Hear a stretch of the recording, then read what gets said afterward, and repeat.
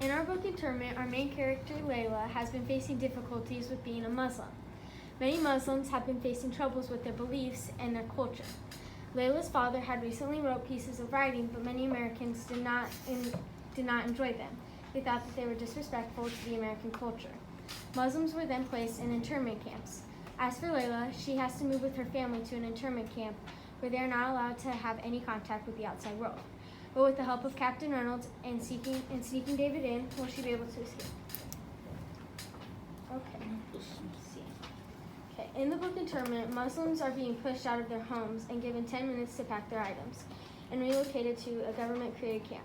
Can you give a better understanding of being Muslim? And while we know that the author identifies as Muslim, why do you think the author chose Muslim and not other religions beyond her personal connections?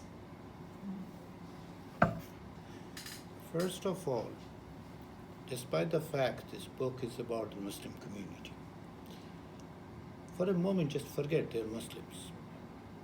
Try to understand that it could happen to anybody. That is the message actually is coming through the Layla's experience. Why did she choose Muslim? Because it would be easily relatable to what has been happening, particularly since 9/11. We have seen that one. And let me tell you a very personal experience that you might be able to understand. I moved into this country in 1987. I went to school, did my graduate school at the University of Hawaii. And between 87 and 93, I lived in Hawaii, traveled to the mainland, my family, most of my sisters and brothers on the East Coast. And I frequently visited. I met my wife, we had a daughter there, so, I have never been asked, looking at my name, whether I'm a Muslim. Either people took it for granted and didn't think it's an important thing, or thought that is immaterial, whether I'm a Muslim or Christian, Jew, Hindu, or atheist, God knows what. Nobody cared. Until exactly September 13th, a day after the 9/11. I was teaching at a university in South Carolina at that time. And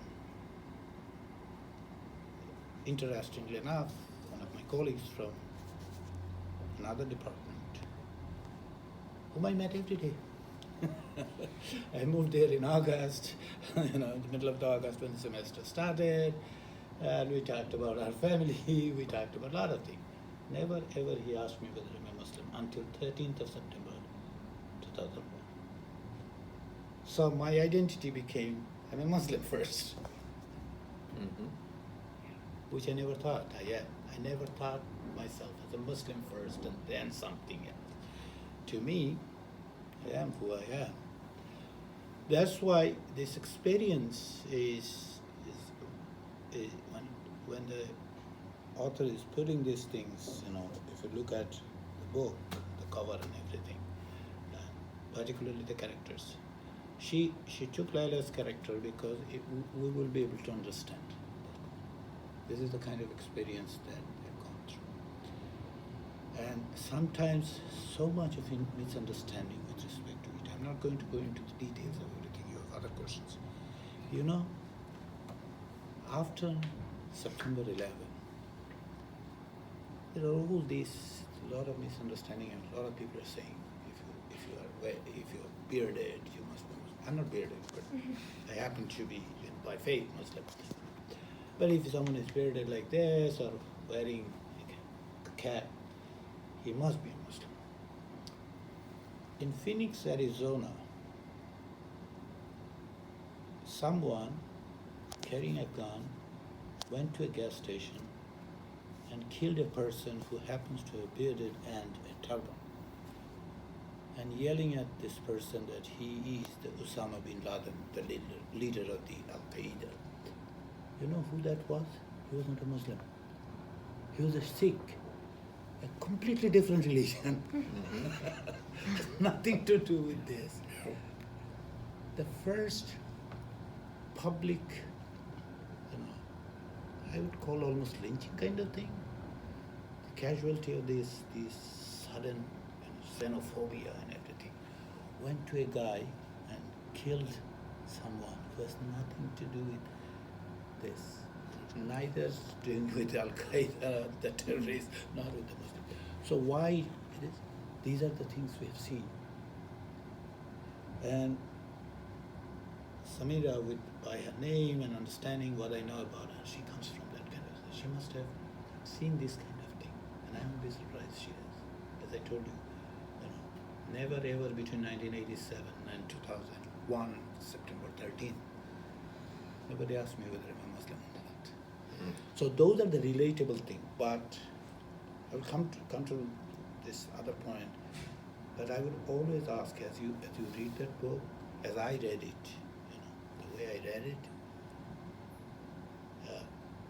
just think that it is not about Muslims. It is about America. This is about an American citizen. What you can become victim of. Good point. So in the text internment, the main character, Layla, who is a Muslim, has been put into an internment camp with her mom and dad, and they were taken out of their homes because of their religion. What can you do and what can't you do in America because of your religion? What type of restrictions do we have based off of what we believe? Yeah. Well, you guys are in school, obviously, so you know that there is a law that's been passed that is separation of church and state. So as a pastor, I could not come into this school and I could not try to indoctrinate all of you to follow a certain belief system, right? And it's kind of, to my colleagues' discussion here, it's important to understand that it's how the world identifies you. And there are a lot of biases that take place within the country in which we are living. And many of those biases are based off of ignorance. They're not based off of laws, they're based off of people's perceptions, okay? So although I could not come in here and try to indoctrinate anybody, you certainly, as a student, could come in and you could bring a Bible with you, for example, to school. You could have a student-led prayer. You could come together and do that. That's well within your rights. So many times I like the question because the question means you're trying to absorb some education. What can we and can we not do? I think it's important for us as individuals to really get past perceptions and get past how people perceive us or identify us and really get to the root of who am I and what is my role, what are my intentions. That's just kind of scratching the surface, but in all reality, we have to educate ourselves. There are a lot of things, that although we may break the law, if we don't get caught, there's no accountability. So a lot of people try to go around that. For example, the speed limit's 55. I'll be honest with you, there's many times that I go 57, 58, and by law, I could get a ticket because I exceeded that speed limit. I understand that law, but that doesn't mean that I always follow that law. Now, I'm going to be held accountable for it. So the real important thing to me is twofold. Number one, understand who you are. And number two, do your due diligence. Make sure that you're looking into the facts, making sure that you understand how you're going to be held accountable if you take certain actions in your life.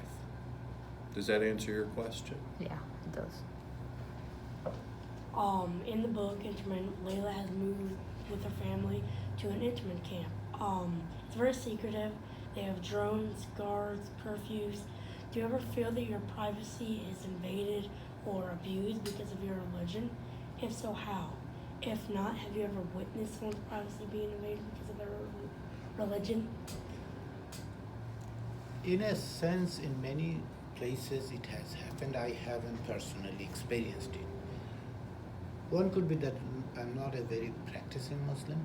I'm by faith Muslim. You can call me a cultural Muslim, so to speak. Those who have, in some places, have experienced that one, that their activities have been constrained in many ways, that they couldn't do this. But most important element to it is that surveillance, that people are watching, and that has increased in the United States since 9/11. Which you can say, okay, if someone is watching for us, that's good. If I'm getting in trouble, they would save us. But also it takes away your privacy, what you talk, what you do. So in case of Muslim communities, say for example, in many instances, what we have seen, their mosques, their prayer place has been continuously been under surveillance, who is coming in, who's going out. Though that wouldn't happen to everybody, shouldn't have happened to anyone, right? If you're going to a library, should someone actually watch you what you're reading? You shouldn't, because that's dangerous. If you're buying things, should someone actually follow what exactly you're buying things, why you're doing these things? Should it be? If you're going out to speak, should someone tell you what you should be speaking and what you should not be? If someone had told you that you cannot ask that question that you just asked me, would you like it? No. You read the book, came up with the question. Those are the fundamental elements of a free society. The United States was built on that idea that we will be different, we'll have different opinion, we'll look different, we'll worship different kind of God, but we will live together. Why? Because we can build a society that shares everyone. Those seems to be restrained, and in case of this idea of internment camp is not new, as you have read, seen that happened to the Japanese, right? Mm-hmm. During the Japanese internment. Yeah. And Samita refers to the Jewish Holocaust and the German situation. So all sorts of surveillance that we are talking about takes away or contradicts the very basis of United States. Mm-hmm. That's why we should be worried about. And it's not about us versus them. You read that book, that in the camp, what happened? Those people who are guarding them are also Muslims. Have you noticed that one? Yeah. So you can conform and don't question, and actually serve something that is absolutely contrary to your own well-being and your rights. Let us not do that. And to kind of build off of that, it's very fear-based. So, fear impacts the way that we make choices. It impacts the way that we make decisions. Fear impacts all areas of our lives. And once we subscribe to the fear, it becomes this paralyzing element. It becomes something that very much controls. So, I say this, that our thoughts eventually are going to be made manifest into our actions. Our actions create habits, things that we continually do, and those habits become our lifestyle. So if our thoughts are based in fear, our actions are going to be controlled by those thoughts. And over a period of time, then those thoughts, those actions are going to be things that we incorporate into our life, our habits. We all have habits, right? And then eventually those habits help to form who we are, and it dictates our lifestyle. So it's a very, very slippery slope if our actions are based in fear. So as you're reading that book, what you see, and as Dr. Reyes was pointing out, many of the characters, their actions are based out of a fear way of thinking. And it becomes a very slippery slope because the very people that culturally that they are a part of are the ones that they are holding accountable. And it becomes a very contradictory message, and it's one that we have to be very careful of. Can I add one more thing going Yeah. back to your question now that I Yeah, go ahead. think it more? Had there been incidents which actually precluded or detrimental to practicing their faith? There have been quite a few. We have seen attacks on mosques, attacks on individuals, we have seen mosque burning kind of. There are incidents like this. And these are mostly when this fear is created and as if they're the enemy, always us versus them. So those incidents are not the one that defines a community. But there are people who actually think those are justified. That is the problematic part. Can we have a conversation about that, as you are asking that question? What actually drives this kind of attitude towards other people? Whether it's Muslim or the Jews or the Christians or the Buddhists or Hindus, or not only by the religion, it could be based on ethnicity. Oh, I don't like Hispanic people, I don't like Asians, or I don't like a Caucasian, he's tall, I don't like. No, that should not be the one. That should be determined. So those incidents have happened, but those incidents, number one, is perpetrated by those who actually are driven by fear and ignorance. If I know more about you, I would understand more. So you guys think that like fear can drive what you do in your actions and that? Do you think that? Fear is a big motivator. You think about it. Things in your life that you fear, you avoid, right? So if you have a bias in the book, if you have a fear towards Muslim people, you have to ask yourself, and that's what Dr. Reyes was talking about here, what's the motivation? Because once you get to know those folks, you recognize that there's a tremendous amount that they have to offer you to help you to become a better person. You would never know that though if you would allow your fear to avoid, because what fear does is it isolates you. It causes you to really start to segment, If there's a student that you're fearful of,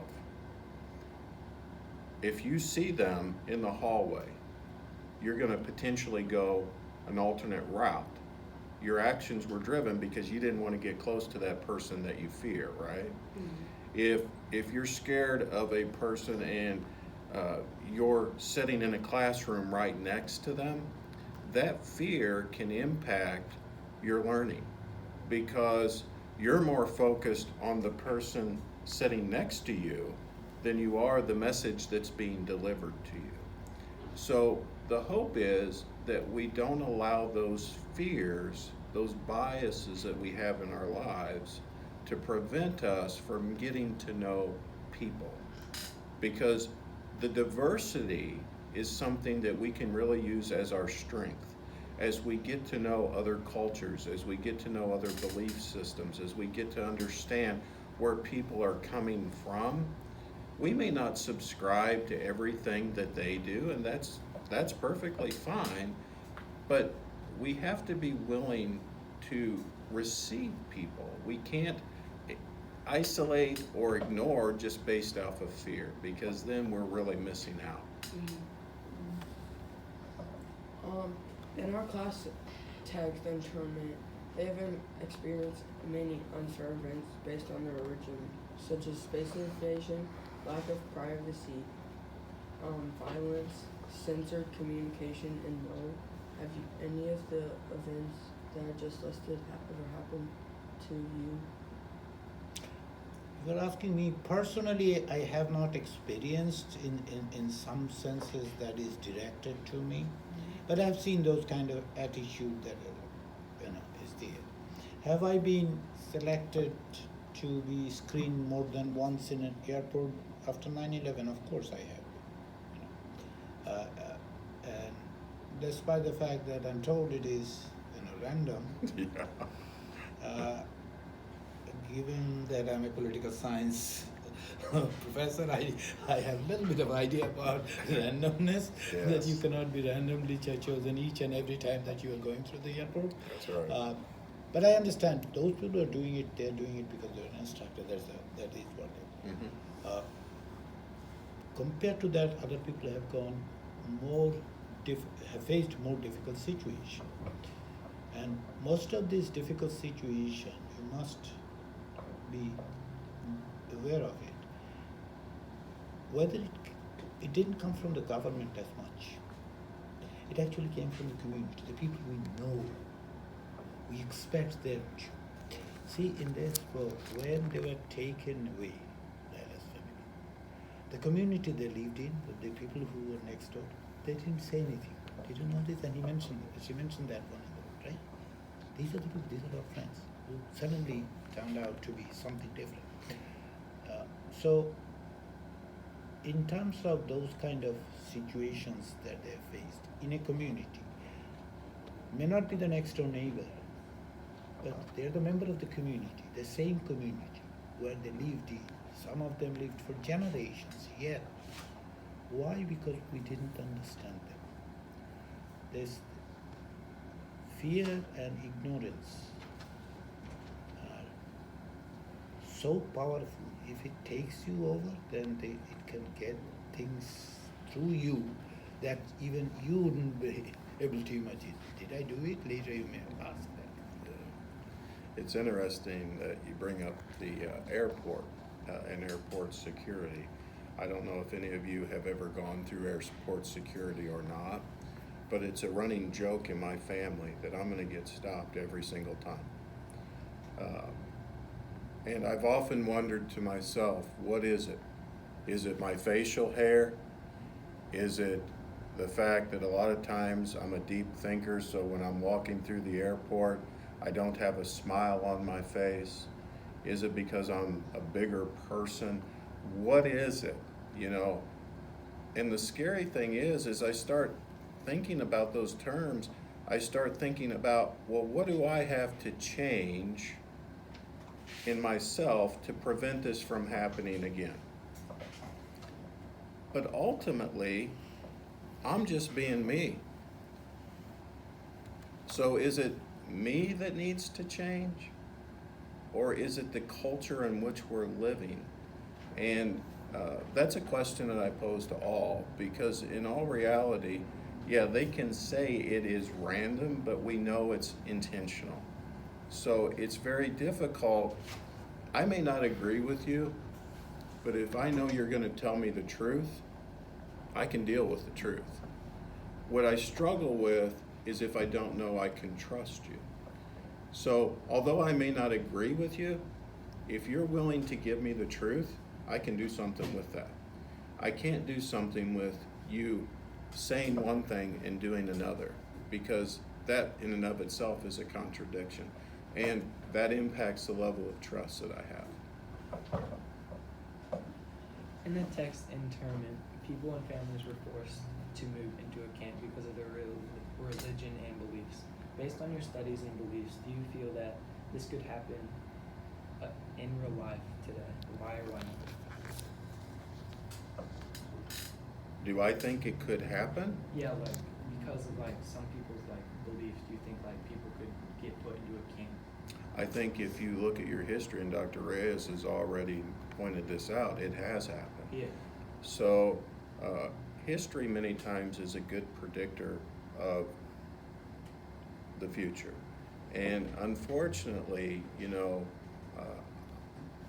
if we don't have a conduit of change in our culture, if we don't really start coming together when you see groups that are starting to isolate and you see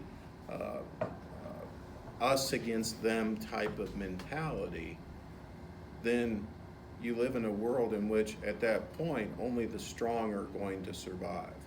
So if that segmentation were to continue and we don't, as a society, as a country, come together, then yes, I do think that eventually what you could see is these segments, these pods becoming stronger. And as they start to become stronger, they try to impose their wills on the groups that are not as strong.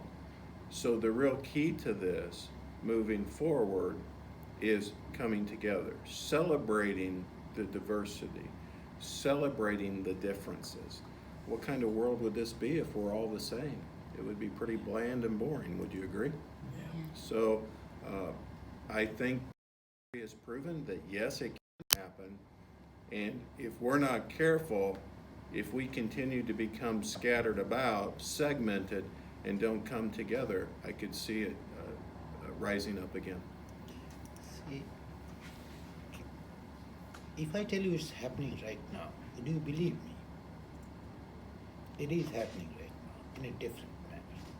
If you look at the undocumented people, the way they have been treated, right, taking away their children, right, putting children separately, is it going to be the same as described here, or is it going to be the same as it happened with the Japanese American?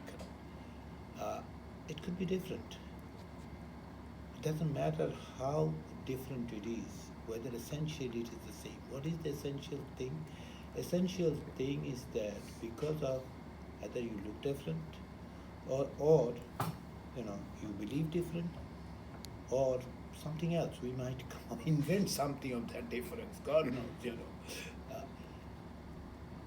So, is it possible? It is possible so long you and I don't stand up and say no.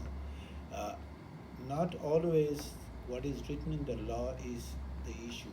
How it is interpreted and implemented is an issue. In case of this undocumented migrant detention, is there a law? Of course there is a law. But that law doesn't tell you to the way, the inhumane treatment that we have seen. That is not written in the law. Law allows you to detain them. How do you treat them? How do you present them? That's why I think, is it possible? It is possible. So long you and I don't stand up and challenge it. In the text internment, Layla is trusting a Muslim guard who, even though he turned on his religion and people to resist going into internment camp, would you trust someone that has went against your religion and beliefs? Sorry? Would you trust someone that has went against your religion and beliefs? I'll let you answer first. I answer first though. It is not us versus them. It is not, whether you believe the same, you adhere to the same faith or not. Would I believe someone who have acted? I mentioned that one, that look, these are the people who belongs to the same faith, same religion, yet they are serving. Why are they doing it? Would I engage with them? If it is an open environment, of course I would engage with them. I would talk to them, I would argue with them. Would I allow them to have their opinion? Of course they have the right to have the opinion as long as they allow me to have my opinion. Yes. It cannot be simply I would allow you, but you would not allow me. That's not democracy, that's not America, that's not the world we want to live in. So whether someone comes from the same faith becomes secondary, becomes absolutely secondary. Had this been, say, of the different faiths, shouldn't we argue and engage? We should. So would I believe? Yes, to that extent, if that person was, whether he was a Muslim, Christian, Jew, doesn't matter. I would have the confidence to have that conversation so long he's open to that conversation. If he shuts me or she shuts me down, that, you know, you are not worthy to have a conversation, that's a different problem. So, and again, all these things, as I read, as I mentioned before, at least for a moment, just replace Layla with someone else who has a different faith, different name, but coming from the same time, same environment, that it could be, you know. Layla's father wrote something, and that is what triggered in some ways for his, she thought that, okay, her father wrote something and the people didn't like those and criticized it as very un-American, blah, blah. It could be XYZ writing about US policies, published in New York Times or Washington Post or local newspaper. Mhm. We have Pentagraph, I don't know unfortunately whether they have one as a newspaper that is published here, but it could be Pentagraph. So, going back to that, yes, it is not about just believing. I think up until certain point it is imperative, it is necessary for us to engage conversation. Try to understand where this person is coming from. Is it driven by fear? Is it driven by motivation? Is it driven by greed? Is it driven by ignorance? Or simply compliance? How is there I have to comply? You know? One of the things that book has, and I have written it, you know, is speak out or favor the silence and survival. Do we do that one? Should we speak out or we simply accept the silence? It's not me. It's not me, so who cares? As I was invited to come answer your questions, my boss worked with Dr. Reyes. I had never met Dr. Reyes until this morning when he walked into the school. But the time leading up to it, I was extremely excited about meeting him. Now, I had not met him. So what I knew about him, somebody else told me, okay? Now that person that told me is my boss, and I've developed a relationship with her. There's a level of trust with her.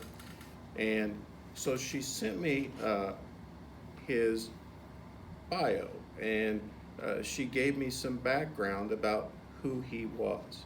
So I can read on paper that he's published and authored 15 books. I can look at all the different documents that he has his name on, that he's associated with. But it's very difficult for me to really get to know him without meeting him and having a conversation with him. So before you guys came into the room, I was talking to him about his background. I found out in a very short period of time that he is a political science and communication professor. His wife is an engineer.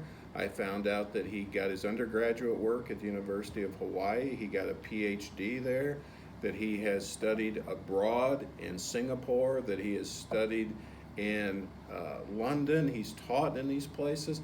And I was just picking his brain. And the reason for it is because I wanted to get to know the man. His belief system, yeah, that's a part of him, but there is so much more to his life than that. And there's so many things that I can leverage. There's so many things that I can potentially aspire to be and to do based off of his experiences. So be very, very careful that you don't have such a narrow view of people that it causes you not to engage with them. I've not met him. I've only known him for now probably 30 minutes. But I aspire to get to know him better. And that should be the mindset, regardless of his background, regardless of what he has done, he's a real person and he's very accomplished.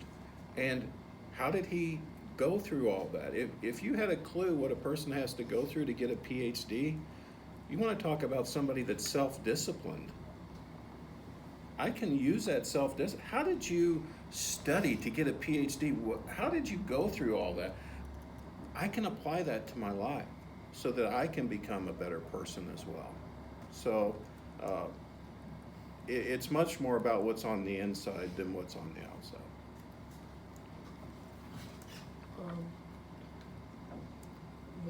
How would you respond if someone were to ask about your religion? How would I respond? To me, it's not a religion, it's a relationship. So my relationship that I've developed isn't based off of a doctrine, it's based off of the Word of God. So as I have studied it and as I have modeled it, it's not about the X's and O's, it's about developing a relationship and becoming the person that I want to become. So religion seems like such a cold word to me, because without relationship, what good is it? The things that I value in my life are the things that I really want to be intimate with, to have a relationship with. My family, for example.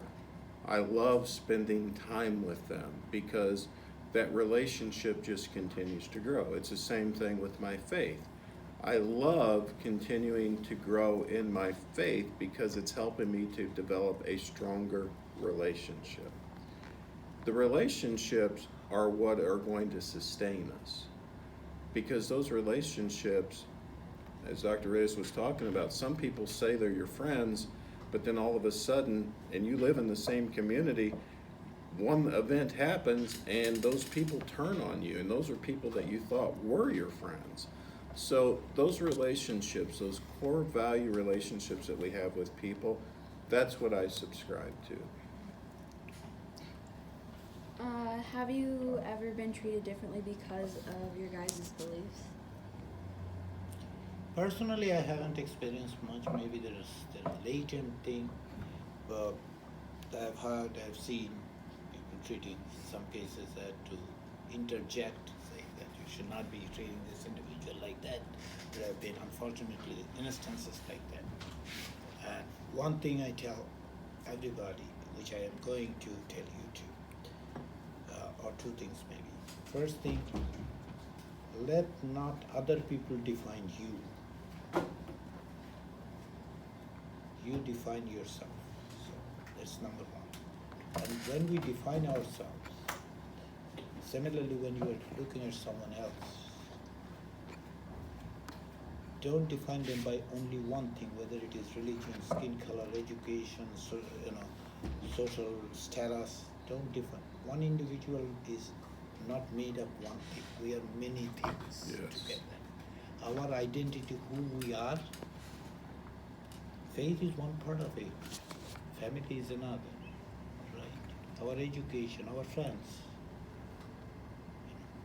I tell always to other people when they ask me about myself, how did you do these things, or whatever little accomplishment I have achieved, they said, how did you do it? I said, no one actually becomes who he or she is.